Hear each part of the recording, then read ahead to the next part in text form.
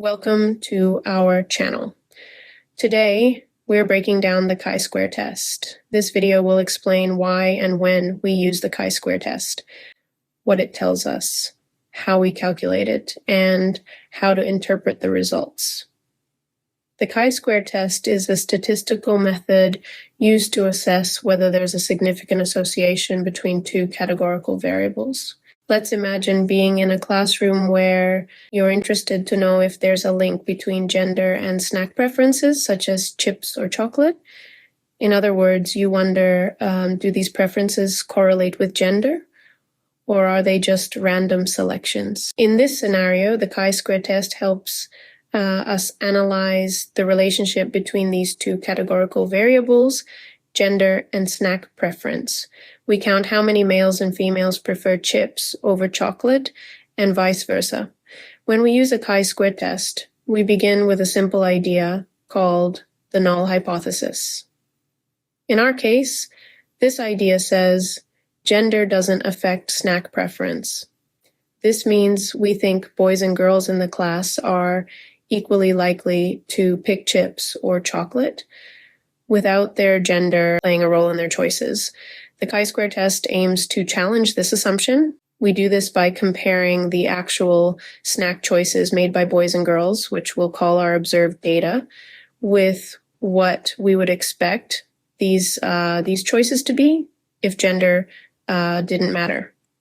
This comparison is known as our expected data. This expected data helps us see if there's a real difference between how boys and girls choose snacks, or if any difference is just due to chance. Let's continue with our classroom example. To analyze our data, we first organize it into what is called a contingency table. A contingency table, also known as a cross-tabulation or crosstab, is a type of table in a matrix format that displays the frequency distribution of the variables.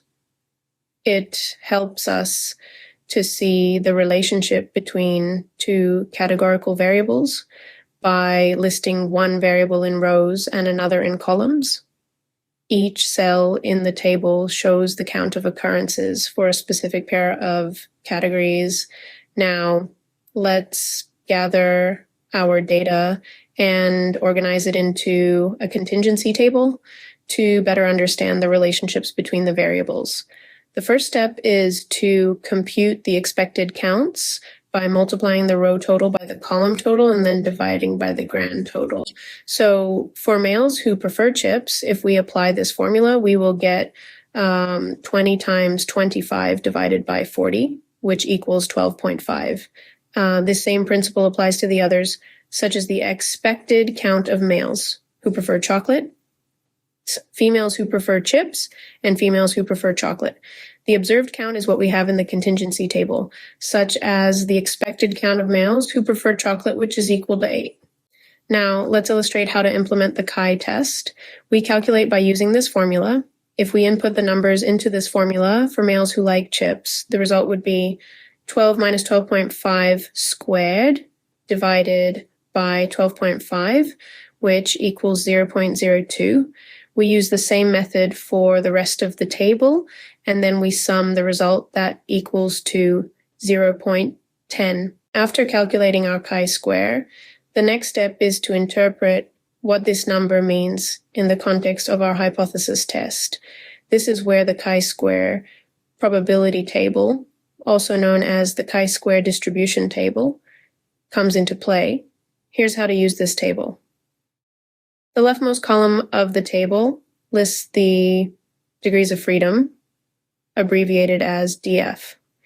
Degrees of freedom generally relate to the number of categories in your data, -1. For example, if you're comparing two categories, like male versus female, you have 1 degree of freedom. More degrees of freedom generally mean more complexity in the data structure, which can influence the outcome of the test. For a 2x2 table, like our example, the formula for calculating degrees of freedom is number of rows -1 times number of columns -1. In our case, that calculation is 2 minus 1 times 2 minus 1, which equals 1. Across the top of the table, you see different numbers representing probability levels or alpha levels. Each alpha level represents a different level of confidence or risk we're willing to take. For example, an alpha of 0.05 is commonly used. This level gives us 95% confidence in our result. It means there's a 5% chance that our conclusion could be wrong. You might choose a stricter level like 0.01 for more confidence, or a more flexible one like 0.1, depending on the specifics of your research. Each cell in the table at the intersection of a row, degree of freedom, and a column, alpha level, contains a critical value. These critical values are thresholds we use to decide whether our chi-square test statistic is significant enough to reject the null hypothesis. Since I have already calculated our total chi-square statistic for the example on snack preferences, chips and chocolate among males and females, let's use it along with the probability table to draw a conclusion about our hypothesis. We previously calculated a total chi-square statistic of 0.10. Let's interpret this result using the probability table. First, we should calculate the degrees of freedom, which is 1 in our example.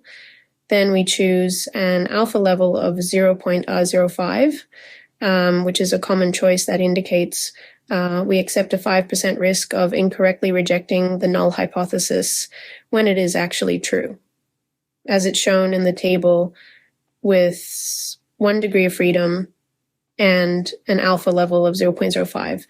The critical value is 3.841. Our calculated chi-square statistic is 0.10. Since 0.106 is much less than 3.841, our chi-square statistic does not exceed the critical value. That means that our test did not find strong enough evidence against the null hypothesis, so we continue to assume it is true. And this comparison is crucial because it quantitatively tells us whether the differences observed in our sample are likely due to actual preferences or by chance.